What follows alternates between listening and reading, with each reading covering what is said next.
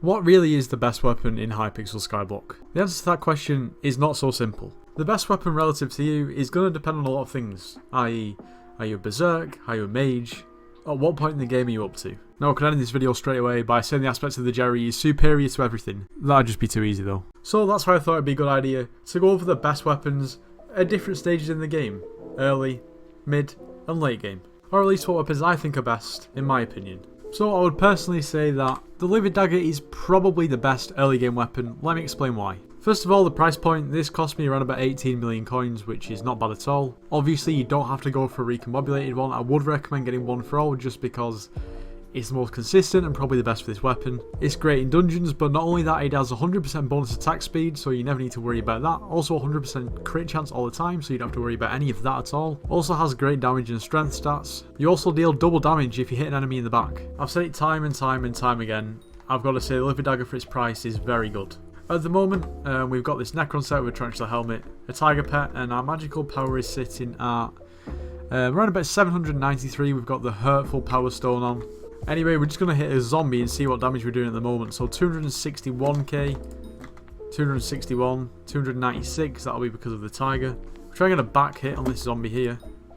592, so yeah, it's a very good weapon. I honestly cannot fault it. So other contenders would definitely include a Juju Shortbow, which is also very good. And also Flower of Truths are really good as well, obviously just depending on what it is that you're wanting to do. Anyway, as for early game, I personally wouldn't look past the Livid Dagger. Anyway, as for mid game, it's got to be the Giant Sword. Now first of all, this weapon for this exact one is priced at around about 220 million coins. It's a very versatile weapon with great strength and damage in stats. The only downside here is it doesn't give you crit damage, which is not exactly ideal if you want to use it as a berserk in dungeons. Then again, it's more actually geared towards mage, funnily enough. Always found that a little bit strange, but nevertheless, just look at the stats. Great damage in stats. Also has a ground slam ability where you right click and it does damage to basically mobs. Same thing goes though, we've got our Tiger Pet, same again with the armor, and also the same talismans and accessories.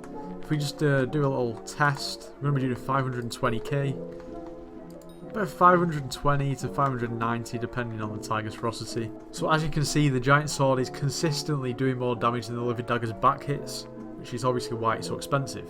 Now what I would say is you do have to worry about your attack speed with this Giant Sword because it doesn't give you that perk like the Livid Dagger does. Although if you're at the point where you can probably use and afford a Giant Sword, you should probably be able to sort your attack speed out. To be honest, this sword is best for bosses, like it just does an absurd amount of damage, and that's the honest truth. Like I said at the start, there's probably a lot of early game weapons that you could potentially use at mid game and still make it work. Considering I'm going off a tangent, I guess this is a great time to plug. At the moment we're actually trying to beat the population of San Marino with subscribers. Now coincidentally the population of San Marino is around about that of YouTube rank. Now the plan is to actually visit San Marino in a video. If we get to YouTube rank, we'll be able to claim that we have more subscribers than the population of this whole country. So what I'm trying to say is make sure you are subscribed to the channel, it would help out a lot. Anyway, back to the video. Anyway, on to late game. To be honest, there's quite a lot to choose from. And to be honest, I think I've got to go for the Hyperion. Now first of all, this weapon costs over 1.2 billion coins at the moment, which is obviously ridiculously expensive. But if you are around about endgame, late game, then yeah, this is the one. Now obviously if you've got the coins, probably go for Chimera and ultimate wise, but I really don't have that many coins. I'd always pretty much recommend Heroic, make sure it's got Smite 7 and other tier 6 enchants, and you should be good. The amount of abilities this weapon has is endless. You right click and it teleports just like an aspect to the end, which is very cool. And also when you right click, it creates a massive explosion, which I've turned off, which obviously is the main sort of damaging aspect to the Hyperion. And to be honest, without being too technical and going into details, that in a nutshell is what a Hyperion does. Now to test this out, I've got a Storm set with Wither goggles, and I also have this Sheep Pet.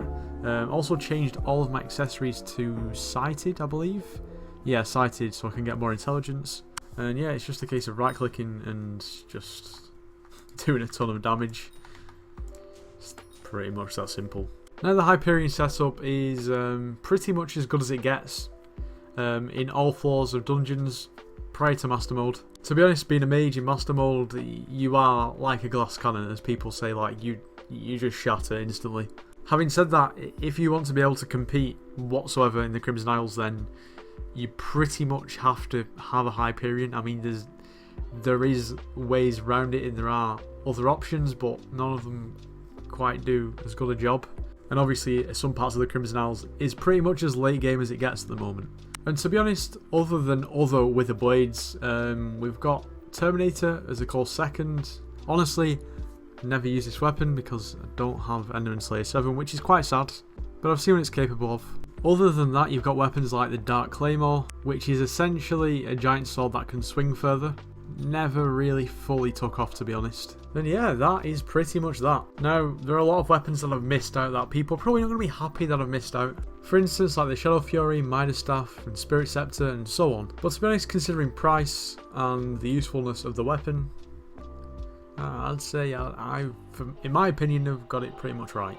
Anyway, that is going to be just about the end of today's video. I hope you all have enjoyed. If you did, make sure you do leave a like, subscribe if you're new, and I'll see you in the next one.